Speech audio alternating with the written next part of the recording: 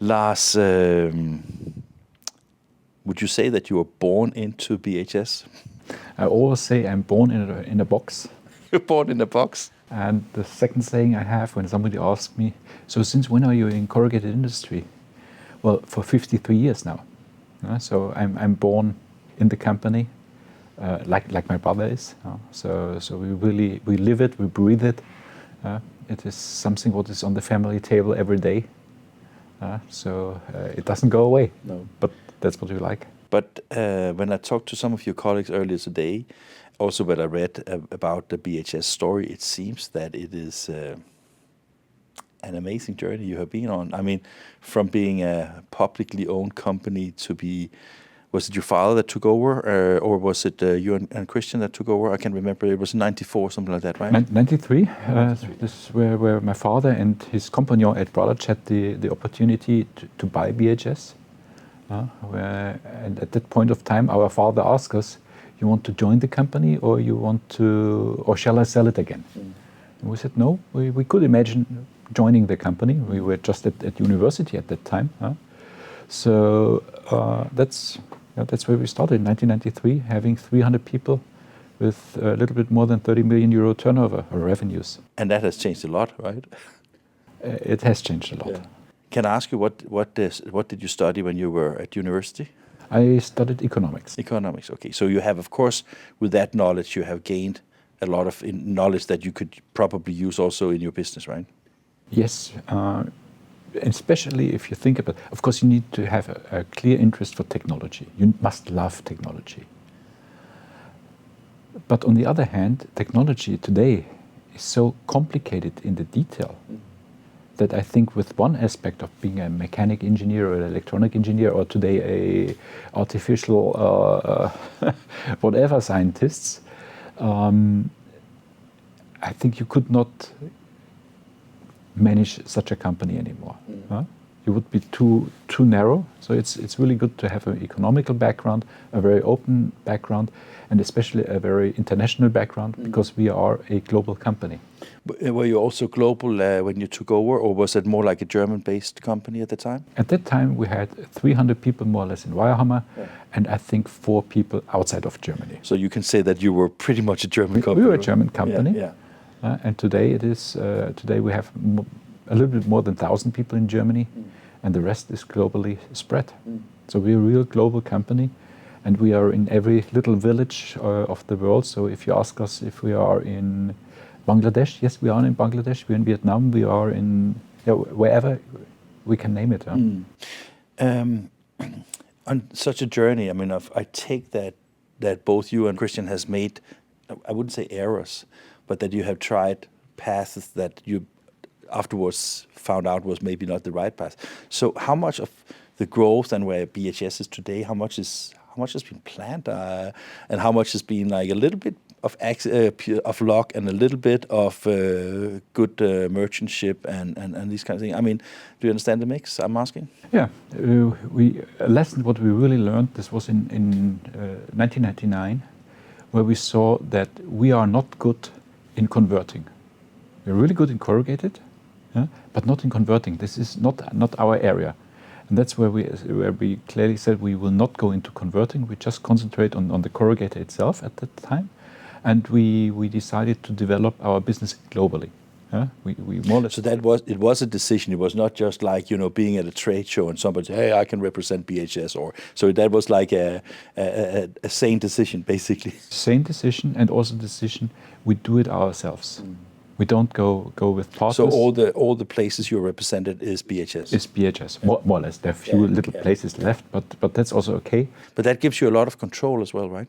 Exactly, and you can be much quicker in your decisions. One of the things that I also learned researching for this interview was also that being a family-owned company with the patience you have in your investment strategies and developing the company is giving you a lot of credit. And I think that sometimes, I mean, we're going to talk also about the investment you've done in the jetliner in a few moments, right? And if you think of that, it is a project that has taken so long time from you were talking about it till you get it. Is that also something that you see with you and your brother and the management of the company, that you have the patience of of taking the decisions and then believe in the right move? Yeah, I think we are long-term thinkers, long-term visionaries. Even I don't like so much the word vision, but we have a clear goal where we want to go to, and of course, and then you need to be quick. You need to be a fast mover as well, huh? But you need to have a guideline. What is your strategy? Where you want to be, and that's also what brought us to the idea of Boxplan 2025. We name it Boxplan 2025, so you have a frame where you can work in. Yeah, that is a kind of the direction, right? And we're going to talk about that as well. When you don't like the word vision, why don't you like that word? Well, it is very often misused. Okay. Huh? So it saturates the value, basically. Exactly. I prefer the word strategy. Yeah. What's the strategy where we want to go to? What drives you as a human being? As a human being? For sure, innovation. Innovation is fantastic. When you finally see the ideas, what you have developed, when you see them then working. I could not work in the banking industry or insurance even though industry. That you have economy background, right? This is, but really to see the manufacturing at the highest level of technology possible. That's fantastic. That drives me for sure.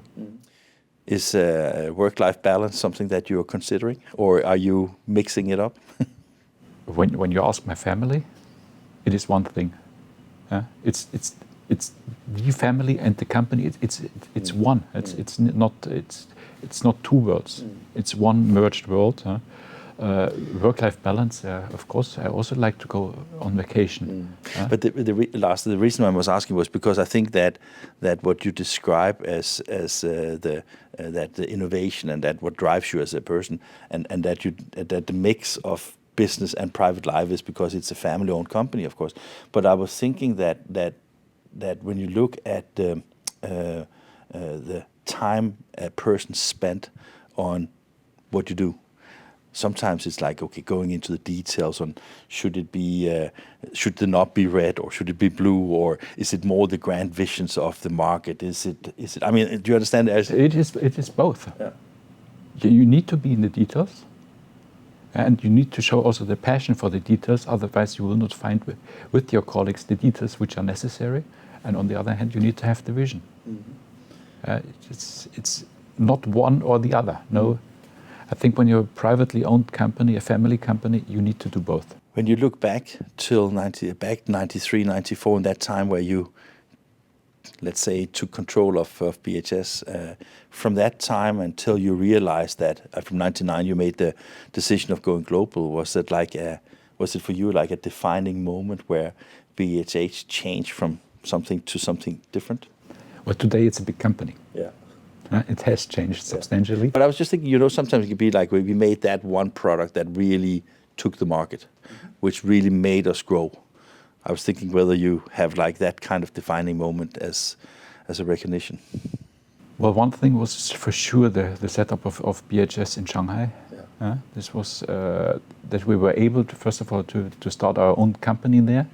And we went there already in 99, so really early. So that was maybe one of the first ones to position you as a global player? Exactly, yeah.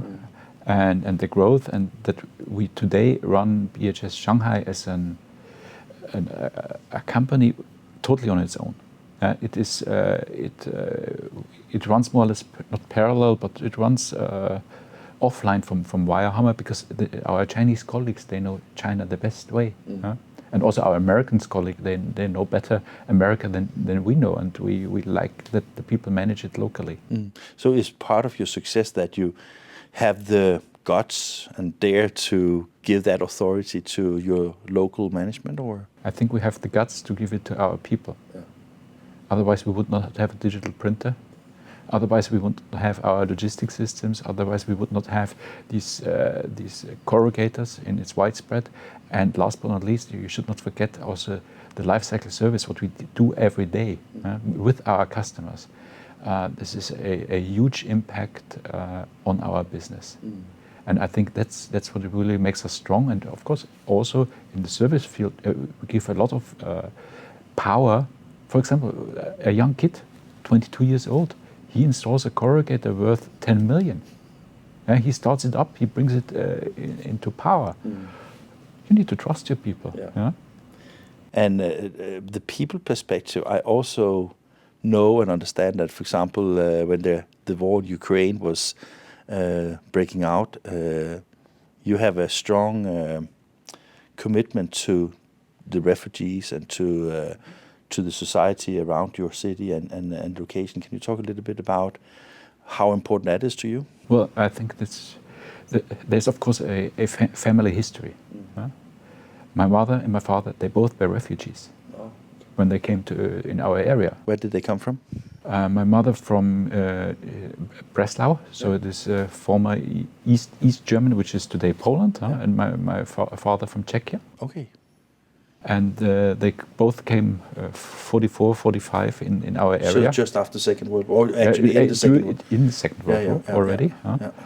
And from there, of course, you understand that you need to help these people. Because my mother always said, when I came here to this area, I had nothing. And all I got was education. And with education, I was capable of building. And this is also something what drives us in the family. It's really education, doing education locally, doing education always with the company globally, wherever we are. And last but not least, we also have a foundation. I don't know if it's called Angels for Children, where we run a school, or actually 3 schools in Laos, where we give education to Lao people. And when you ask somebody, why do you do it there? Then it comes again from the family background.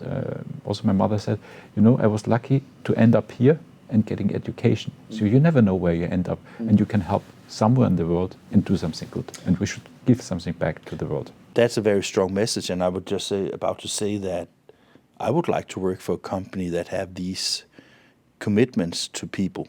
And I think that maybe that is also why you have people that have worked for BHS for many years, both because you have that appreciation of education and people, but at the same time you also give the freedom to people to make decisions and become part of the innovation that BHS is striving for being the best, right? Couldn't have described it better.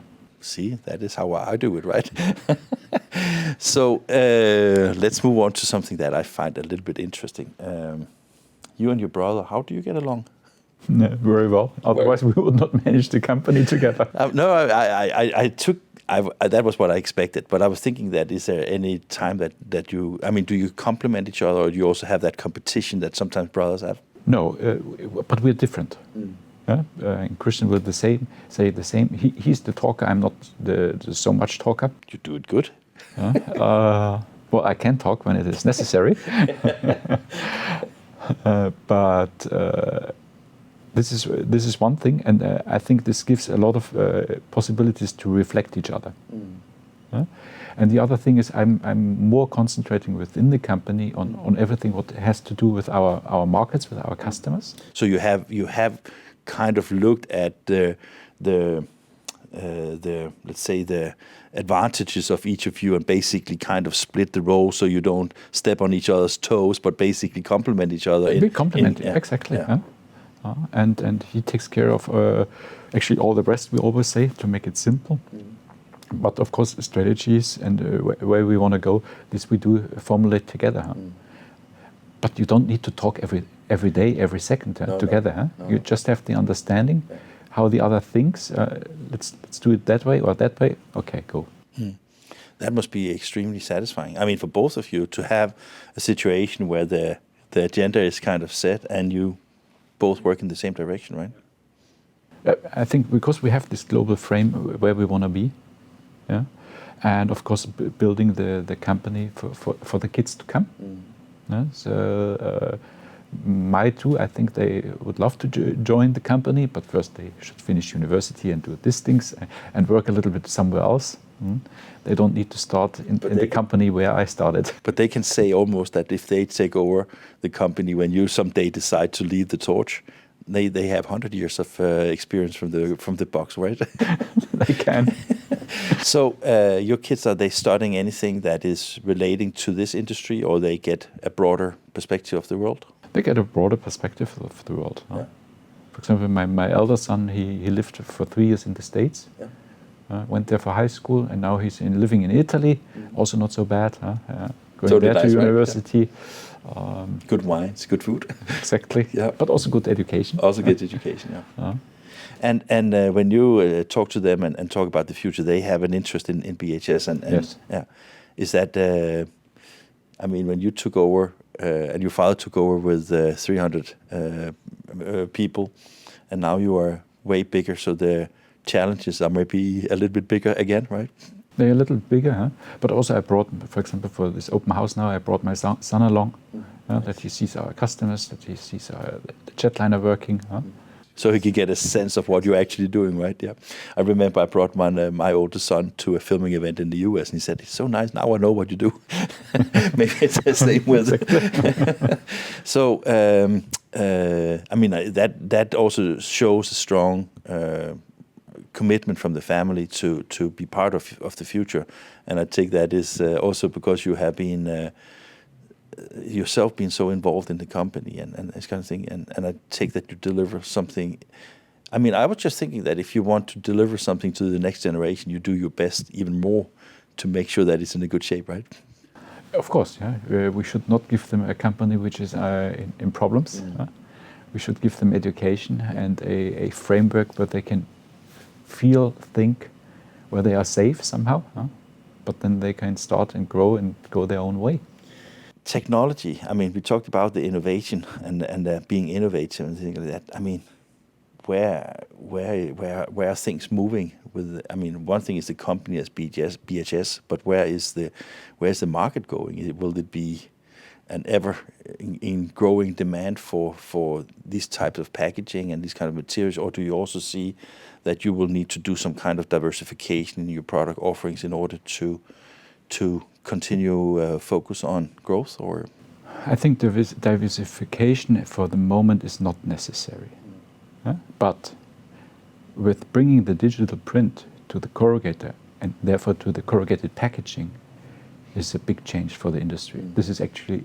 And also a big change for you, because I mean that adds a new dimension to the product offerings, right? Yes, of course. Yeah. The digital printer is the biggest development project what we have ever done. Yeah, I can imagine. And therefore, it is a big change to us.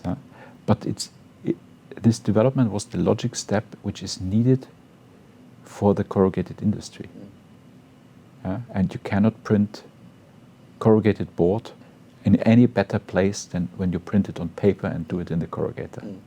And that is interesting, because when I talk to your colleagues about the competition, I mean, as far as I remember, all of them print on the finished corrugated product, and that gives a lot of headaches in quality and speed. And now with doing it on the liner, you basically eliminate that bottleneck at least, right? You eliminate that bottleneck. Secondly, you eliminate, because when you want to do it on converting lines, you need a huge amount of labor. Yeah. And when you talk to somebody, can you find labor? No, we can't. Yeah. So with this concept, we strongly believe that a box plant can do more or less the same amount of board with half of the people. And that is, of course, something that it's a good in a time where it's difficult to get labor, but it also basically means that your ROI and your repayment time will be faster. So that, of course, should be also interesting from a business perspective, right? Exactly. Yeah. And of course, then with the further opportunities, what you get out of this digitization, because finally you make the stupid box, which is the most economical packaging material, you make it actually the smartest and most economical packaging material. And I think that's the real interesting point, that we can really then track and trace every box. That must be exciting, right? This is really exciting if you think about it. And just a few more questions. One thing is that talking about the QR code and talking about the dynamics of a box, we spoke to some of your colleagues about both the advantage it has to the end users and to the brand owners, but we also spoke about the values it gives to the production side.